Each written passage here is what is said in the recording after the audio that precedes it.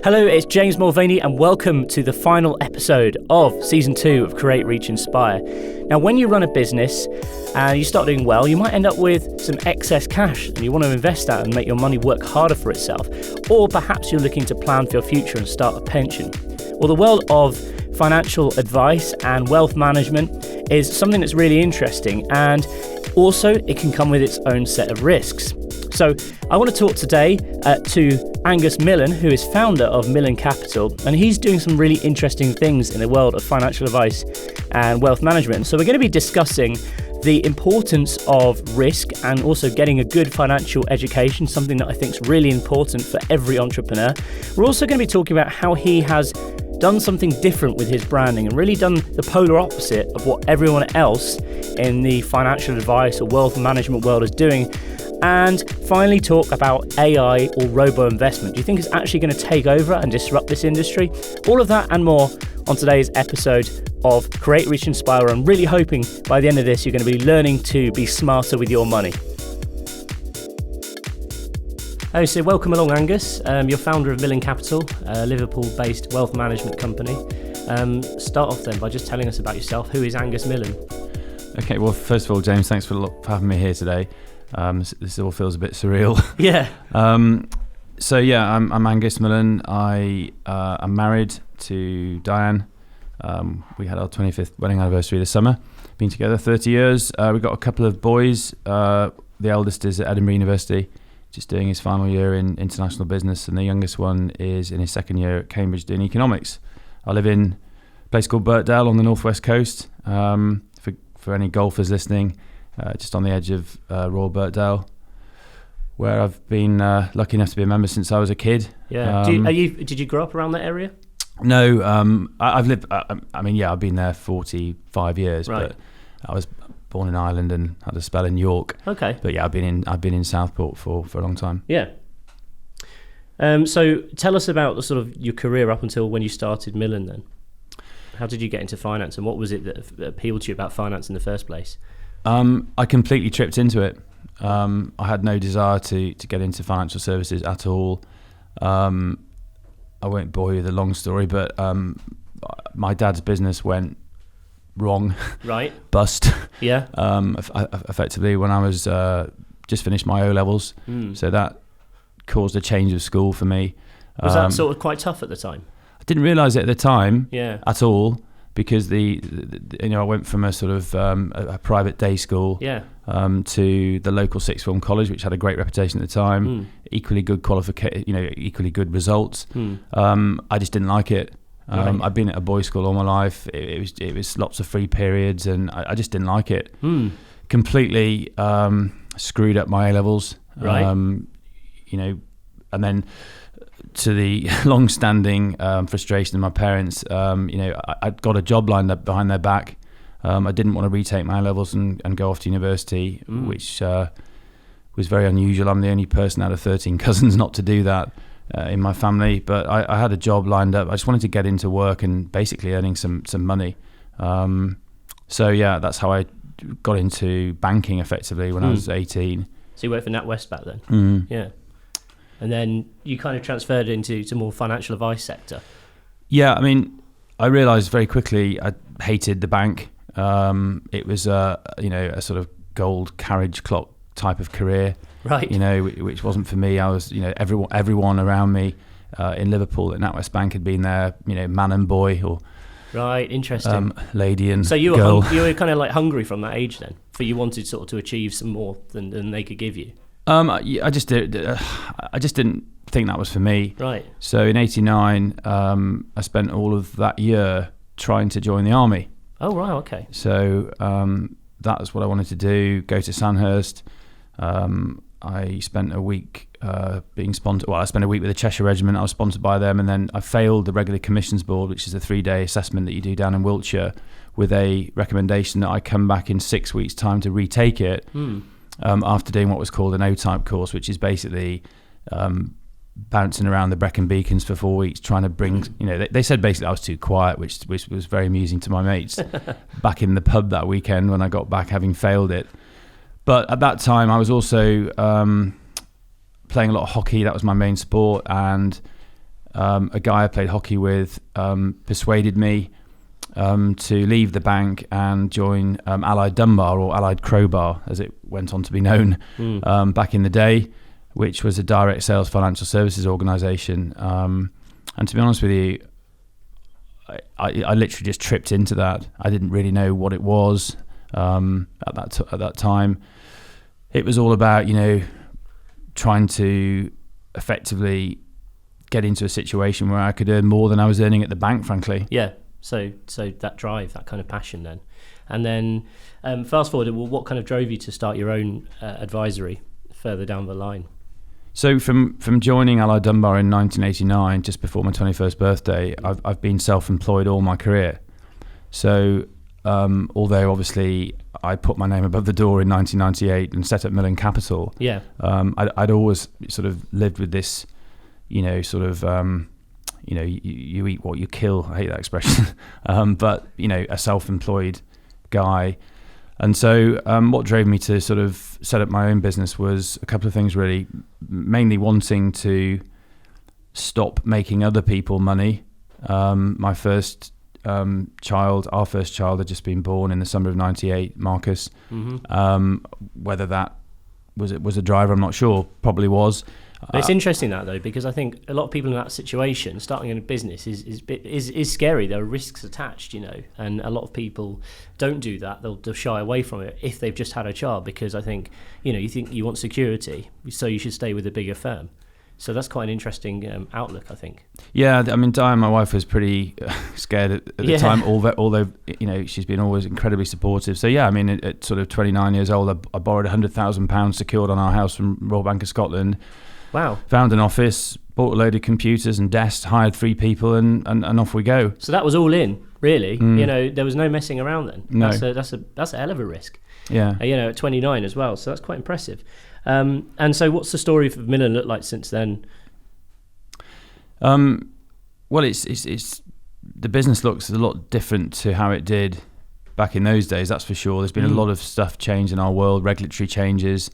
One of the key drivers to setting up my own business was to move away from this commission model and be fee-based.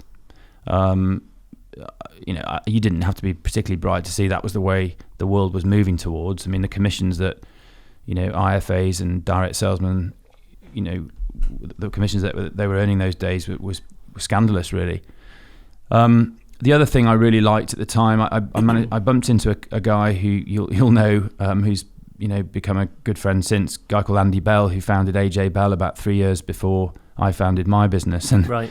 Sadly, I've not been quite as successful as Andy. He obviously owns AJ Bell, which floated on the stock market last year. But he got me into the whole concept and idea of SIPs and SASs, self-invested pension schemes, and using property within pension plans. Right. Back in 98, 99. So we very much initially sort of hung our hat on that, and we still do today. SIPs is one of our core sort of bits of advice, really. Getting people out of these old-fashioned insurance company plans, pooling all the cash together and then taking control of it, really. Got it. Okay, and what would you say your average? What would you say your perfect customer looks like in today?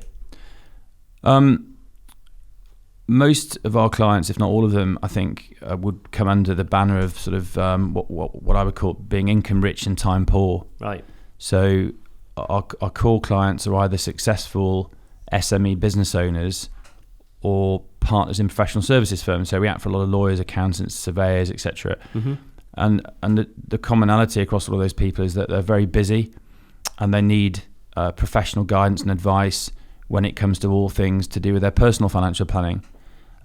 So that's typically what our Millen Capital clients look like. Right, so it says in front of me here, your mission statement is to cut through the bull that engulfs the world of wealth management. I think this is kind of quite a brave statement, and it's clear that with your new branding and everything, you're trying to be sort of disruptive in what is quite an old school industry. Tell me a bit about the decision to kind of do that, and also you said to me before in 2016 you stopped wearing suits, which I thought was interesting. Yeah, well, I mean, it goes back to what a lot of people do, both in business and I think as you grow up, One of the key traits in humans is if you see someone who's got a better goal swing than you, or can kick a football around better than you, or a business that's better than yours, your tendency is to copy those goal swings, footballers. And in business, you often copy what your competitors that are perceived to be more successful and copy what they're doing. So for many years, that's what I did. We set up Millen Capital, and we looked at what our peers were doing at Rathbones and Investec and all these big brands. And for many years, sort of copied what they were doing. Sort of looked the same, talked the same, offices looked the same. The output to clients was sort of the same in terms of our reporting and all that sort of stuff. Yep. And it was only really when, there's been two big sea changes in our business. One was in 2013/14 when we decided that the typical way of managing client money was unlikely to be successful if continued. So we spent about a year building our own investment proposition and our Apex portfolios. And then about a year or so later, I bumped into a friend of my brother's who had a creative agency in London. And he was probably one of the first people that really got me as a person and what I was trying to do. He loved our business. He loved our straight talking, sort of no nonsense approach, no jargon, and helped us wrap a brand around our business for the first time, really. And in doing that, we were very clear that we wanted to polarize ourselves away from the competition, because the biggest challenge for a small business, I think, is how do you compete with the huge brands? How do we compete with Rathbones, Investec, all these big companies with billion-dollar budgets, marketing budgets, etc. So one of the ways that you have to do that is to differentiate yourself, as you know, James. So yeah, I've also a big believer is in terms of, if you look at your sort of direct peers, if you do the same as everyone else, then you will just get average results. So you need to do something different in order to better yourself and make sure you get cut through and stand out in the market. I think that's what I've learned over the past sort of probably 6 or 7 years is really important, and also just try and provide value up front as well, I think. Yeah. And I think the one thing that Ian said to me before we embarked on this project, which took a year really, is look, Angus, if you're going to try and build a brand to please everyone, you'll please no one. And that you can tell that stuck with me 4 or 5 years later. So we really wanted to differentiate ourselves and stick our head above the parapets, really. And it's interesting because there's a magazine article in front of me. So this is Citywire Wealth Manager magazine, and it says buzzwords banned as the headline. So I think that's quite an interesting article, and I think it's a good approach. So kind of let's move on to talk about finance and wealth management. And I wanted to start with a funny story which we were talking about before. I've had a few different financial advisors over the years, and there was one firm that I was with for about a year. And I went in for, I think it was the annual review. I think I had a sort of 6-month or quarterly review before that, but it was the annual review. It was a 1-year anniversary of signing up with them. Obviously kind of invested a fair amount of money with them. And the guy said to me, I've never worn a suit. I work in a creative industry. The guy actually turned around to me and said something along the lines of, normally in these situations, it'd be appropriate to wear a suit to this kind of meeting. And I thought, you know what, mate, this is not for me. And I just straight away I said, right, okay, we're going to withdraw and go somewhere else, because I just thought I couldn't tell if he was trying to be funny or if it was just a joke or if it was just borderline insulting me, really. But actually, I think this kind of says a lot, because actually in that kind of environment, I'm not used to being in that environment. I'm not used to being in a boardroom with like 10 guys sat around in suits. The way we run our business is obviously very different. Most kind of software creative businesses haven't worn suits for years, Yeah, no, that, as I said to you walking over here, I find that story incredible, really. And not surprising you never went back. So talking about financial planning, wealth management, whatever you want to call it, I thought an interesting topic to begin with would be the sort of area around financial education. And I'm a big believer that there is a total lack of financial education in schools, in terms of, when you're growing up, they don't teach you what a credit card is or how to get a mortgage or anything like this. It's stuff you've got to learn later in life. And if you're lucky, you might have the right people around you, parents, etc., who will kind of educate you in that area. And if you're not lucky, you could end up, in a sticky situation. The temptation for a lot of people is, let's take on debt, and then bad debt, they can't pay it off, end up in a bad situation, or even worse, kind of going bankrupt. So what's your opinion on that? I totally agree with everything you've said. We all know. We all know from experience that one of the worst things that keeps you up at night is being in debt. Yeah. And the simple message: if you spend more than you earn, to young kids, starting their careers, is a massive message that needs to be got over better. I'm slightly out of touch whether there is A levels in financial planning, or I've not read about any. I don't think so. I think it's one of these things that should be taught in school. They teach you stuff like algebra, which is great, and I do still think that it's important to learn that stuff. It kind of gives you a good understanding of mathematics, etc. But it really wouldn't hurt to kind of give people an oversight of just basic stuff like how do you go and sign up for a bank account, if you get a credit card out, here's the way to look for a best deal. Everyone needs a credit card. Sometimes it's good to have that facility available, but then again, it's dangerous. You can use it to your benefit, or you can get in trouble. So I think having that kind of education in schools would be really good. Well, the one thing I would say there, James, is credit cards are probably the most dangerous thing to get hold of. Yeah. I think they should be banned. Really? So that's an interesting statement. Yeah. Yeah.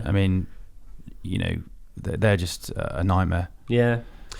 Cool. Okay, so the way you run your business, we touched on it briefly before. I thought it was an interesting thing. You said on your site, complicated isn't clever. Now, from my perspective, as I said, I've worked with a few different financial advisors, and often I'll go in for the kind of quarterly meeting, and what I'll get in front of me is a booklet with about 30 odd pages with, 24 pie charts, tables with loads and loads of numbers. And I consider myself quite financially savvy.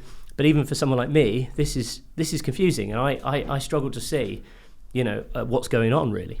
Yeah, I think that's an interesting point, because I think in the first 10 years of our business, the conversation piece was all around performance and portfolios, and it was only when actually I was over in Manchester back in 2007, and I saw some financial planning software demonstrated to me in Salford somewhere. Yeah. Was it a conference or? Yeah, it was a sort of Institute of Financial Planning conference where some software was being presented.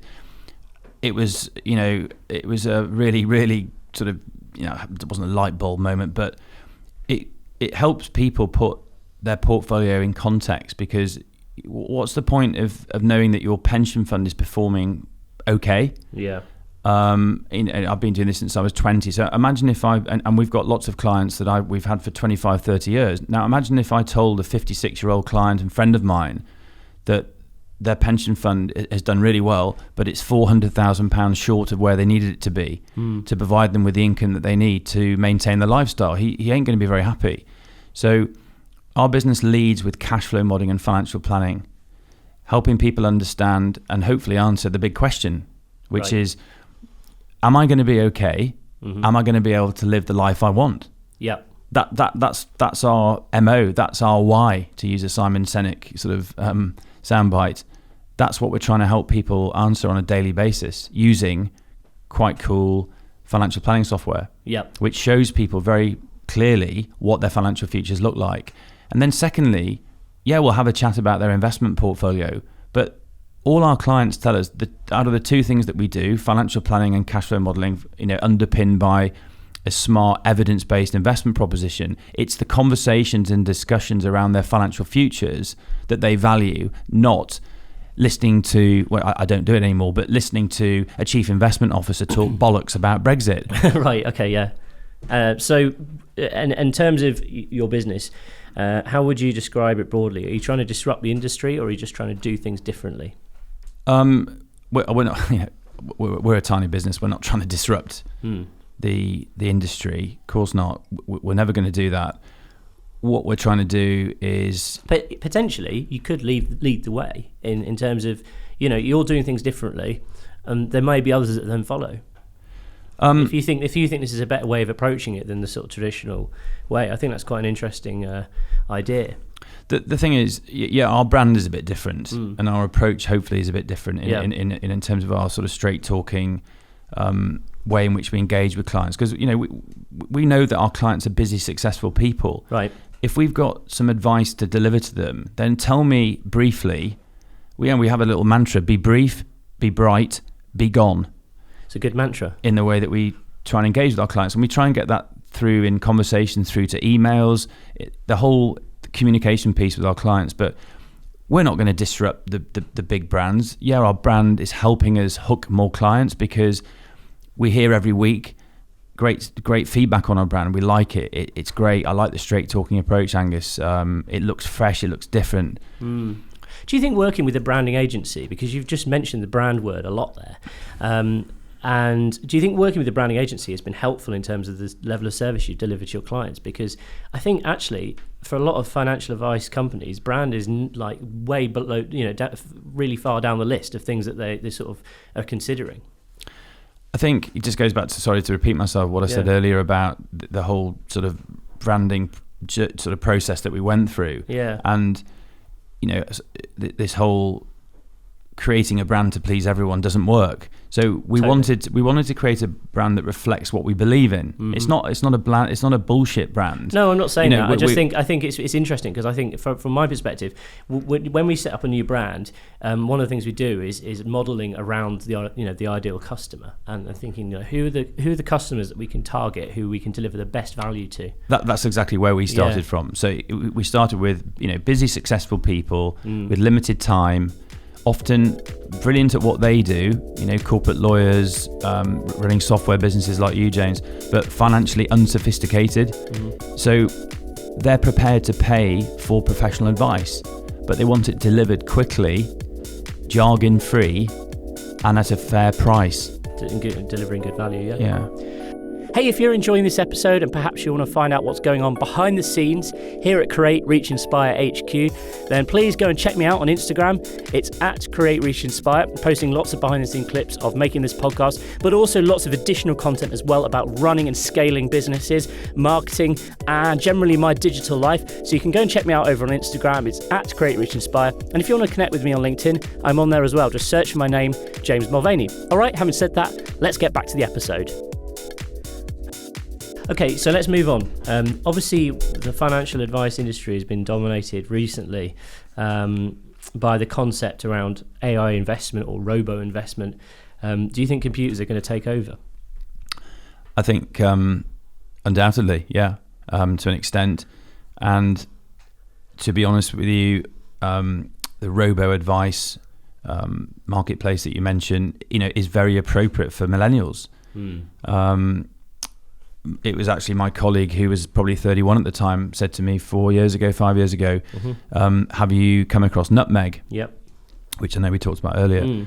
And I hadn't at the time. And obviously Nutmeg have been going about 10 years in the UK. They're doing well, but it's a slow burn. But I think for young people who just want to start their financial journey, sort of a 24-year-old wants to stick £100 a month in an ISA, start a pension, that's perfect. I completely agree. Unfortunately, I don't think there are that many people at 24 that are doing that. I think more people should be. And that's why we're trying to, we set up our own little version of, we put our Apex portfolios online to try and capture particularly the sons and daughters and grandchildren of our clients. And that's worked okay. So, we had a situation when we first set this up where a client of ours wanted to do an ISA for his son and daughter. One lived in London, one lived in Nottingham. They had no desire whatsoever, understandably, to have an hour and a half meeting with someone like me. Why would they need it?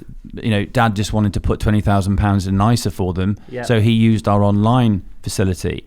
So that's how we're trying to engage, to go back to financial education and what you were saying with the younger generation of our clients. Yeah, is that sort of, would you see that as like future proofing your business? Yeah, to an extent, but I'm just being brutally honest. It hasn't had a massive take up. No. And sometimes if we're asked by someone who doesn't fit our minimum sort of criteria, we'll just tell them, go online, use this, have a look at this platform. You probably want to, consider, a low-cost, globally diversified fund, and give us a call in 5 years when you've built up a pot. Do you think eventually services like Nutmeg might see the end of the sort of personalised financial advice industry, or do you think that's a long way off still? I think it's a long way off, and I don't think it will ever happen. Right. My view, it's only a personal view, is this. I think for portfolios up to a certain level, robo-advice will take an increase in market share, definitely. Mm-hmm. Because why is that? Well, young people go straight to Google and tap in, how do I set up a pension? Yeah. And people like Nutmeg pop up, that's fine. But I think when your affairs get to a point, probably around age 40, we tend to find that's a time in people's lives when they start to think, gosh, I've collected all this financial stuff. I've worked for a few firms. I've got various pensions kicking around. I've taken out some life insurance. I've been sold a few policies by SJP, et cetera, et cetera. I need to, that was a joke, by the way, James.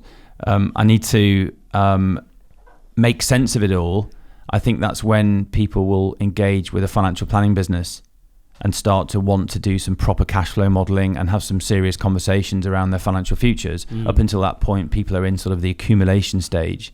In your 20s and 30s, I don't think people have the time or the inclination for having an annual financial planning review meeting. That's not to say they should be doing one. I go back to what you said. Why shouldn't a 27-year-old have a bit of a sense of what he needs to be doing? Because obviously, as you know, the sooner you start planning for your retirement or your kids' education, the cheaper it's going to be.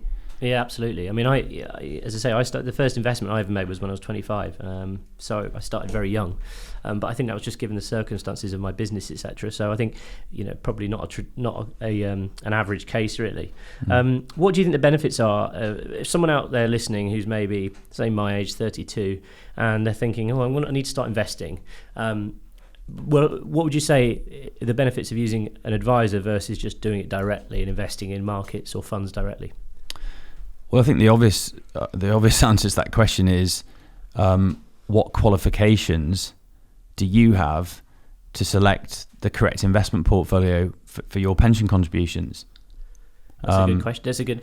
Some people think they know that if I invest in Apple, it's going to make me rich, right? Yeah, exactly. So, I mean, most of us have spent, a long time in this profession. We've taken a lot of qualifications.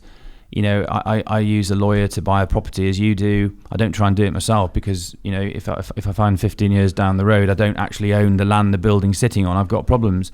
So it's a good analogy, actually, yeah. I think that said, you can find a suitable portfolio to house a couple of £100 a month online, no problem, from good brands, good businesses. But you still, I think, need a bit of guidance because you go and stick that into, a global technology fund or something that's inappropriate to your attitude to risk. You could lose a lot of money. So interestingly, talking about losing a lot of money, there's obviously been a lot of media circus around Neil Woodford. So I thought it'd be interesting to discuss Neil. He did so well for so many years. Interestingly, my portfolio was quite heavy on Neil Woodford at one point, but actually I was lucky we changed it before all of this happened. But just for those of you out there who don't know, who is Neil Woodford and what's the sort of story with him? So Neil Woodford was one of the sort of UK star fund managers. So you're not alone. We used to include pre-2012-13 his fund in our portfolios. I challenge to find many portfolios that didn't house his funds. He was one of the few fund managers who, after his fees, over say 10 years, had outperformed the UK stock market. But of course, often this outperformance doesn't continue. In fact, in most cases it doesn't. But with Neil Woodford, it's come crashing down. And a lot of people lost a lot of money. Yeah, from what I understand, that he was putting investments into sort of very high risk tech companies in Cambridge and Oxford. Yeah, I was just about to mention that. Yeah. I mean, to me, the FCA, the regulator, has fallen asleep at the wheel here yet again, because how can a regulated fund in London, managed by the UK's most well-known fund manager since Anthony Bolton departed the industry 10 years ago, how can he be allowed to invest people's pension fund money in privately owned, unlisted biotech companies? There we go. Yeah. How have they allowed that? It's interesting. And now they've shut them down, but it's too late, really. They've shut the fund down. People are now unable to get some of their life savings out to pay for important things. It's another shambles, basically. So, we've chosen not to. We could have chosen to use that news around what's happened to Neil Woodford to sort of big our brand up, because 6 years ago it's precisely what we decided to do, which was to remove from our clients' money the risk of using fund managers. So 2013-14 was the big sea change in our business when we created our own centralized investment proposition, only using evidence-based funds and low-cost index tracking funds. Okay. So we have no fund manager risk in our portfolios. Hence, we did what we did do is we put a little note out to all our clients when it blew up in the press to just say, look, Mr. Client, just to remind you, because you probably would have forgotten because you're busy doing what you do, just remind you, we have no exposure to Neil Woodford's fund, and we have no exposure to anyone's funds. Interesting. In your Apex portfolio. I think a lot of people just have their guard down, or just again, it's complacency, isn't it? This guy's been doing so well for so long. Let's just trust him. And the thing is, with the few managers like Neil Woodford that do beat the market after fees, that's the key word, after fees. There's been lots of research and academic research, white papers, etc., published in the last few years to try to ascertain whether those fund managers that have outperformed the market have done it through skill or luck. Right. And most of those pieces of research can't determine which of the two it is. Interestingly. That is interesting. I think that's kind of a bit unnerving almost, really. Which is why, James, we hope Millen Capital is in a really good place, because 6 years ago we adopted this approach, and it's the way the world is going. So in the US now, for the first time in the history of the US, more money is in low-cost passive funds than these expensive active Neil Woodford type funds. That happened in August for the first time ever. And also as well, what we do in how we manage our clients' money using low-cost index products is nothing new. Right. The first index fund was launched in 1974 by a chap called Jack Bogle, who died last year, who founded Vanguard. They're the biggest asset manager in the world today. So what we're doing is nothing new. It's just what the fund management industry don't want people to know too much about, in that you can go from paying typically 1.5% for a Neil Woodford type of fund, although probably by the time his fund blew up, it was probably down to probably nearer 1%. Yeah. But you can. Our portfolios cost 0.25. Wow. So that's a big difference. So it's like a 70-80% cost reduction, and you're keeping those savings as the investor, as opposed to that money ending up in the back pocket of a fund management company. And from what I understand, Neil Woodford has still made a few quid off this kind of disaster. All right, just to finish up then. So let's say, someone's an entrepreneur, they've got a business, it's starting to do well, they've got a few quid that's left over. What top 3 tips would you give them in terms of, finding a financial advisor that works for them, and also how to kind of manage their money? The first thing is you need a financial plan. So find an advisor that does financial planning first and foremost, with a really good investment proposition underpinning that, because that's the engine that's going to get you from where you are now to where you want to be. Okay. So you want someone that from an investment point of view is independent. So avoid the direct sales organizations, which I'm not going to mention, but you've mentioned 1, 2 or 3 times. Yep. Go to a firm that can give you that independent advice around the investment piece, the retirement planning. Number 1, build a financial plan first. Key. That's the key thing. And then go from there. Okay. What does being rich mean to you? Well, first of all, I'm not rich, so I wouldn't know. But different people have different perspectives of what the word means. No, of course, I'm sort of being facetious. To me, and to I think all our clients that we act for, it means having enough money to maintain the life you want, or maintain the life you have for your family. Okay. And finally, what is the best piece of business advice that you've ever received?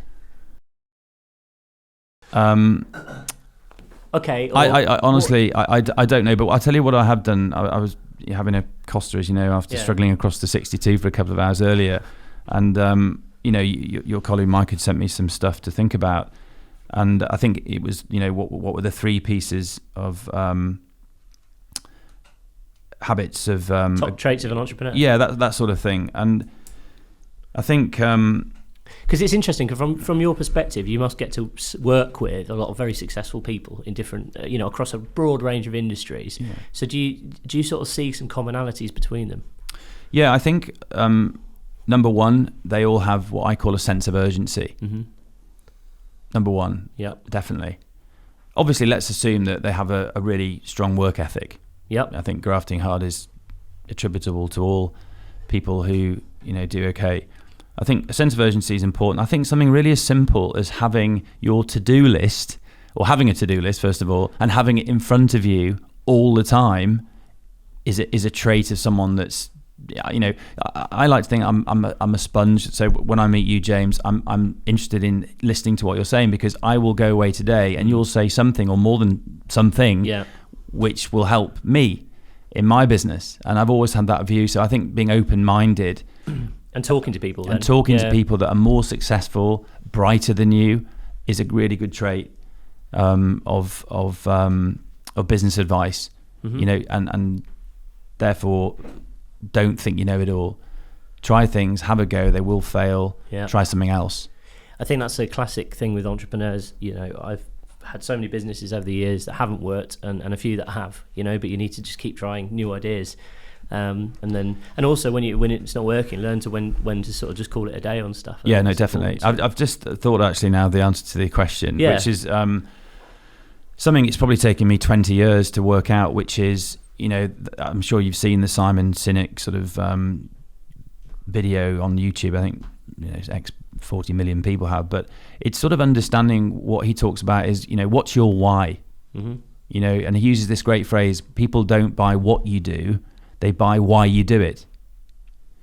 And that links into something else, which is, Mike, in Mike's question, there was one that really resonated with me, which is, what's the ongoing challenge in your business? And I think the ongoing challenge in any professional services business is, how do you deliver a service to your customers that they value to the extent that they will happily refer those services to their friends and family? And that's the $1 million question for me, that I'm trying to answer on a daily basis.